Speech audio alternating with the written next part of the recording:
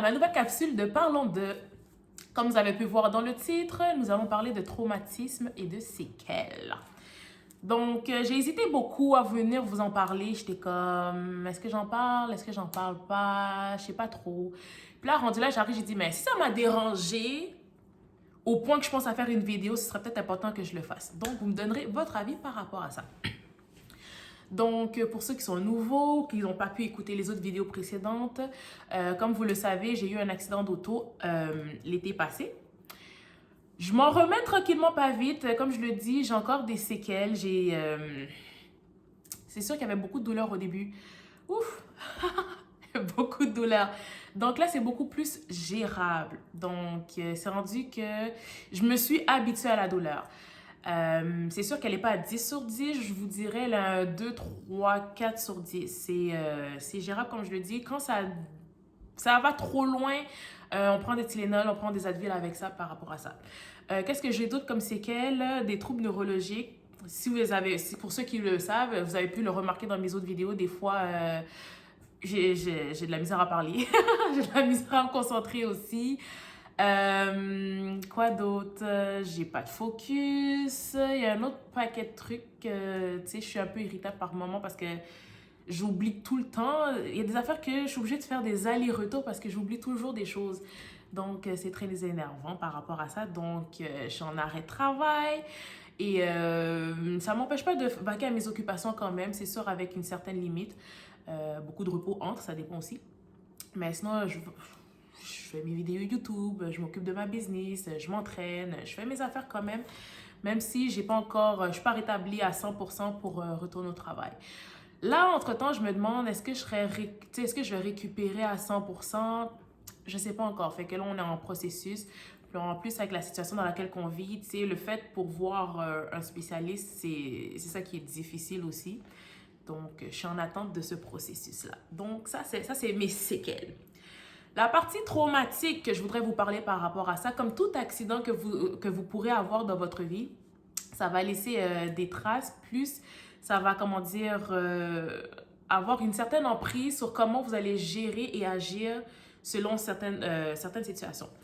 Dans le sens que le fait est pour laquelle moi je décide de venir faire cette vidéo-là, c'est parce qu'il y a quelque chose que quelqu'un a dit que ça m'a énervée. Et j'arrive, je me suis dit, mais je suis peut-être pas la seule dans cette situation-là. Puis, veut pas, tu sais, le fait est que je vis avec ma famille aussi, puis le fait est qu'ils vont passer certains commentaires aussi qui viennent, tu sais, irriter la situation. Fait que, donc c'est ça, puis sachant que, you know, je suis une haïtienne, fait que là, on a le petit sang chaud, on s'énerve vite, puis là, ça commence à sortir des trucs là. Bon, ok, vous comprenez, c'est ça, ok. Ça fait des grosses disputes. Bref, traumatisme, je disais, que je voulais dire. Le fait est que je voulais tellement pas être piéton. Tu sais, je me suis tellement battue pour avoir une auto.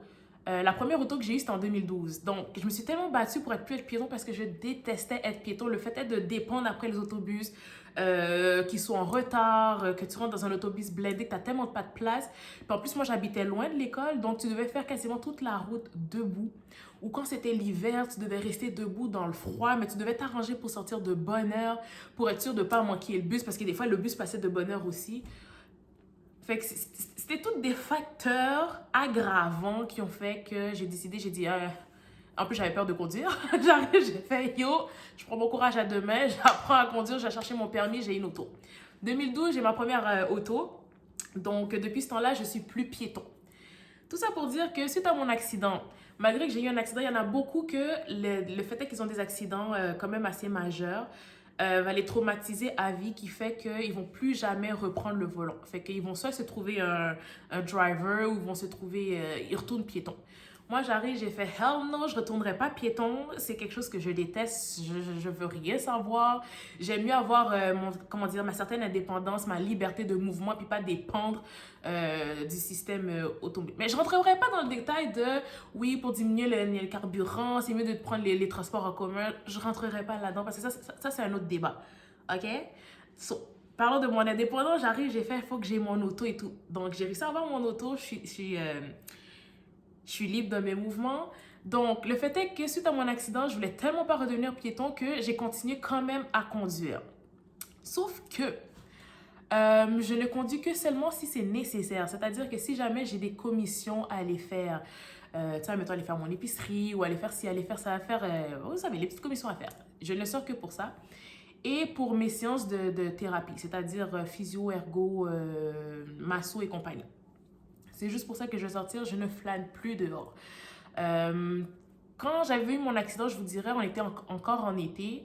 Donc, oui, je sortais quand même aller voir des amis, aller au restaurant. Mais c'est parce que les gens voulaient, comment dire, me changer les idées. Mais si c'était pas nécessaire, je restais chez moi. Tout ça pour dire que malgré que je conduis, je sais pas si vous avez déjà eu un accident d'auto puis vous avez comme l'impression que, admettons, vous vous arrêtez à une lumière, vous avez l'impression que l'auto continue à rouler.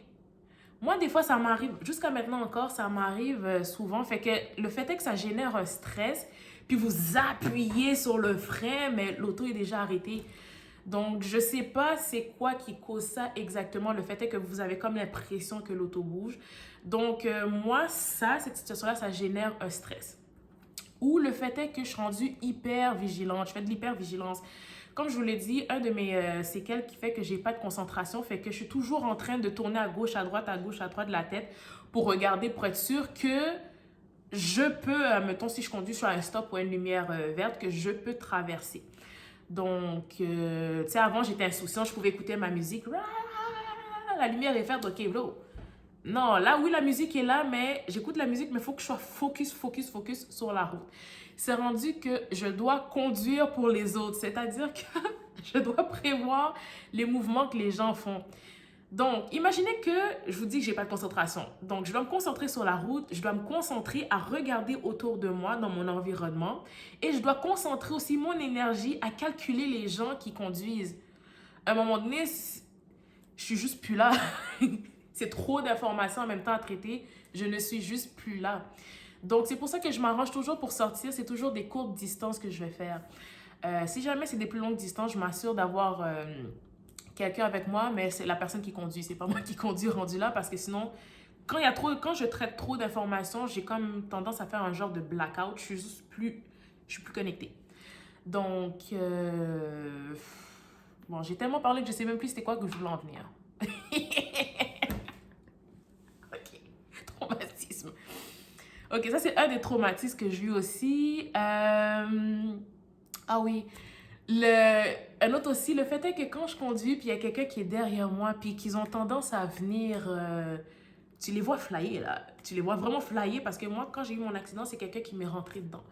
Quand même assez solide parce que le mouvement de tête que j'ai fait, ça m'a donné des douleurs cervico-lombaires. C'est sûr que mes mouvements sont quand même limités. Je ne peux pas tourner ma tête complètement parce que sinon ça va créer une sorte de tension. En tout cas, je ne rentrerai pas dans les détails, mais tout ça pour dire que c'est limité au niveau des mouvements. Bon, de quoi je suis en train de parler?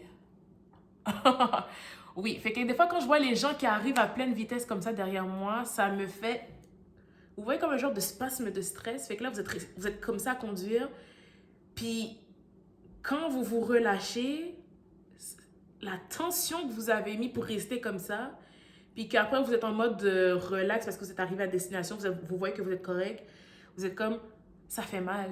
Ça fait mal. Puis moi, vivre ça au quotidien, si je dois sortir tout le temps, c'est pas bon pour moi, c'est pas bon pour ma santé, c'est pas bon pour ma récupération. Donc, tout ça pour en venir que ma soeur avait fait une commande, quelqu'un qui faisait des desserts et tout, donc je suis allée chercher. Cette journée-là, qu'est-ce qui m'a énervée? Oh, faut que je vous raconte. La veille, j'étais partie pour y aller. Tu sais, on est en hiver. Fait que là, moi, déjà, là, que j'aime pas conduire en hiver, même avant mon accident, c'était quand même un stress pour moi. Conduire en hiver, j'ai jamais aimé l'hiver. Puis je trouve qu'il y a des vagabonds dangereux dehors à conduire flyer comme ils fly, là. Puis faut savoir que le temps de réaction au niveau du freinage, tu sais, il est multiplié par deux. Il faut freiner en avance, pas à la dernière minute.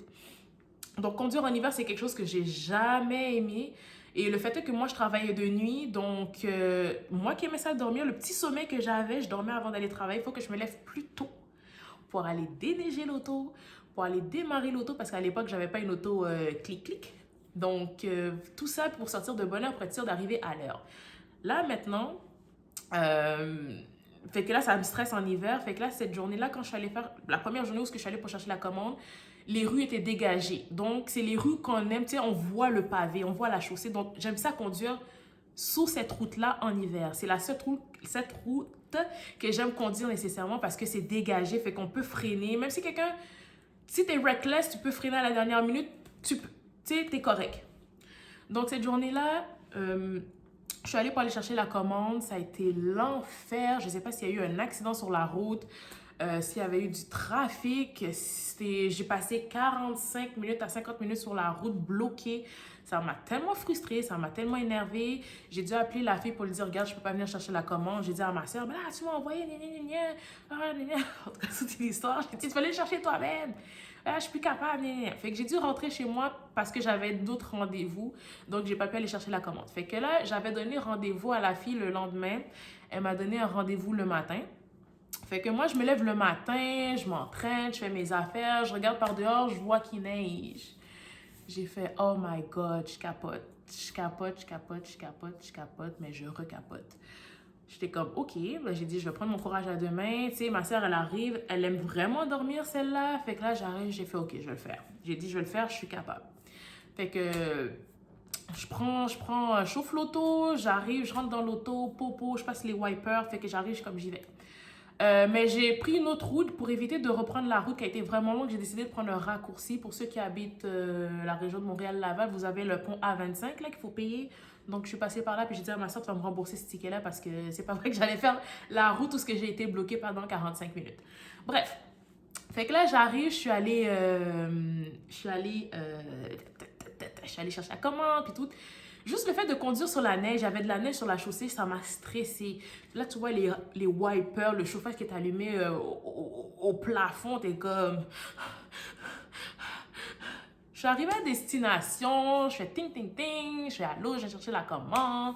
Elle me dit salut, ça va? Je fais ouais, ça va et toi? J'arrive, j'ai dit je suis juste un petit peu stressée par rapport à la météo. Puis ce qui m'a énervée, c'est ce qu'elle a dit. Si elle arrive, elle dit sachant très bien que j'ai eu un accident d'auto, puis que je suis stressée quand je conduis, elle me dit ben c'est pas si pire, t'es correct, y a pas autant de neige. Y a pas tant de neige que ça. Girl, peut-être que pour toi c'est rien. Mais moi, sachant qu'est-ce que j'ai vécu puis que j'aurais pu ne plus jamais reconduire de ma vie, j'ai quand même pris le risque de prendre mon auto, sachant qu'il y a des gens fous dehors qui auraient pu faire pas de l'aquaplanage là, mais le truc, tu sais, de la glissade sur la neige, qui auraient pu me rentrer dedans. Tu sais, quand tu conduis sous stress, c'est pas intéressant du tout. Pour tous tes muscles de dos, de ton cou, c'est pas intéressant du tout. Puis le fait est que tu me dis, bon, ce qu'elle m'a dit, j'ai tellement pas apprécié parce que je trouve elle est venue heurter dans mes sentiments, puis qu'elle est venue minimaliser ce que je ressentais. Puis, si on rentre le contexte de qu'est-ce qu'on vit en ce moment, puis si j'aurais vécu tout ça, puis tu sais, je veux pas rentrer dans la psychologie non plus, mais faut faire attention à ce que vous dites aux gens parce que ça peut venir les heurter. Donc, sachant par toutes les périples que je suis passée, tu oses me dire ça, je l'ai comme mal pris. J'ai fait, ouais, ok, j'ai fait whatever. J'ai pris la commande, je suis repartie encore sous stress pour arriver chez moi. Donc, tout ça pour venir pour dire que ça a été long pour arriver jusqu'à ce point-là, mais tout ça pour dire que tous ceux qui ont vécu des accidents, whatever, d'accidents d'auto, travail, accidents de la route, accidents de construction, whatever, faut être conscient que la personne en tant que telle a vécu un stress, elle a vécu un traumatisme. Elle va peut-être rester, oui ou non, avec des séquelles. Donc, le fait est que vous ne prenez pas en considération les sentiments de la personne puis que vous minimalisez ce qu'elle ressent. Ça peut offusquer la personne. Puis, certains ne vont pas nécessairement oser dire, ben, regarde, moi, comment je me sens, j'ai eu un accident d'auto, regarde, je trouve que je me trouve assez courageuse pour être venue jusqu'ici, pour venir chercher quelque chose, tandis que c'est ta business. C'est un service que tu devrais offrir, la livraison. Fait que moi, je me déplace. Je rentrerai pas là-dedans parce que j'aurais pu rentrer dans une grosse discussion. Tout ça pour dire que je trouve que c'était pas correct. C'était vraiment pas correct. Puis c'est là que je veux conscientiser les gens à faire attention. Parce que dans la situation dans laquelle que nous vivons, les gens sont peut-être seuls, qui n'ont pas accès peut-être à la technologie Internet pour pouvoir se connecter avec la famille et tout. Donc, les seuls moyens des fois que quelqu'un peut avoir un contact humain, faut trouver la possibilité d'être gentil avec cette personne-là, puis de faire attention à ce qu'on dit, vous voyez? Parce que comme je le dis, tous ceux qui ont eu des accidents dans la vie, vous connaissez pas leur background et tout, puis si la personne a trouvé le moyen de quand même de venir, puis que tu minimalises le fait qu'elle soit venue, puis tu dis, ah ben c'est correct, ça devrait aller, c'est pas autant de neige, c'est pas une grosse tempête de neige. Qu'est-ce que t'en sais? T'es pas dans la tête de la personne. Puis pour ne pas être méchante, vous savez pas que les paroles que vous dites, vous pouvez créer des psychopathes. Comme je le dis, je ne rentrerai pas dans la partie psychologie parce qu'il y a d'autres facteurs aussi qui vont rentrer en compte. Mais le fait est que quelqu'un est toujours rejeté, qu'il y a toujours des commentaires négatifs et tout, et tout, et tout. À un moment donné, il va finir par le croire, puis il va dire, ben si c'est ça, j'ai rien à perdre. Bon, je ne rentrerai pas là-dedans non plus. OK? OK. Donc, tout ça pour dire que, guys, ayez conscience que tout traumatisme de la vie, puis surtout si vous en êtes conscient, de faire attention à vos paroles parce que ça peut vraiment marquer une personne. Le fait est que je fais du développement personnel, donc, tu sais, j'ai analysé ce que j'ai ressenti, je l'ai accepté, je n'étais pas contente qu'elle m'ait dit ça, mais je ne l'en tiens pas à rigueur. Mais le fait est que ça m'a travaillé sur le coup, j'ai fait... Faut faire attention, tu sais, hein? Faut vraiment faire attention, être un peu plus vigilant. Tu sais, avoir de l'empathie puis comprendre qu'est-ce que la personne vit. Moi, j'aurais mieux aimé qu'elle me dise waouh, je te trouve vraiment courageuse d'être venue, mais fais attention, à la limite, texte-moi quand tu rentres. Tu sais, t'as de la considération pour la personne. Ah, ben, t'es correct, là, tu devrais être correct, il n'y a pas à de neige, là. Hey. T'aimerais ça, moi, que je te dis, tu veux quelque chose puis que je te donne un commentaire comme ça? Donc, non, je n'étais pas venue pour rabâcher, pour critiquer la fille. Je voulais juste vous faire prendre conscience que chaque personne vit quelque chose de traumatisant dans leur vie. Il y en a qui vont être capables de le surmonter, d'autres non. Plus, le fait est que l'élément aggravant aussi de l'affaire du confinement, plus du couvre-feu, plus, tu sais, le fait est que, excusez-moi, on n'est pas connecté. On est plus connecté au niveau numérique, je cherche le mot, je trouve pas là. Tu sais, côté numérique, en tout cas, bref, technologique. Mais tu sais, le côté social où tu avais l'habitude de voir ta personne, puis tout, parler, souper, un 5 à 7, tu sais, on peut pas le faire autant. Il y en a qui vont peut-être le faire en bachal, mais guys, faites attention, ok? Faites attention, ok? So, donc, c'était ça mon petit message que je voulais prendre le temps de dire, de vous responsabiliser au niveau de vos paroles, parce que les mots peuvent vraiment blesser. Donc, c'est vraiment ça. Sur ce, les amis, c'était mon petit moment de la journée. J'espère que vous allez super bien. N'hésitez pas à laisser vos commentaires sur n'importe quoi, de ce que vous voulez qu'on parle d'un sujet ou autre. Donc, ça va me faire plaisir de vous répondre. Sur ce, n'oubliez pas de liker, commenter et de vous abonner. On se voit à la prochaine vidéo. Bye!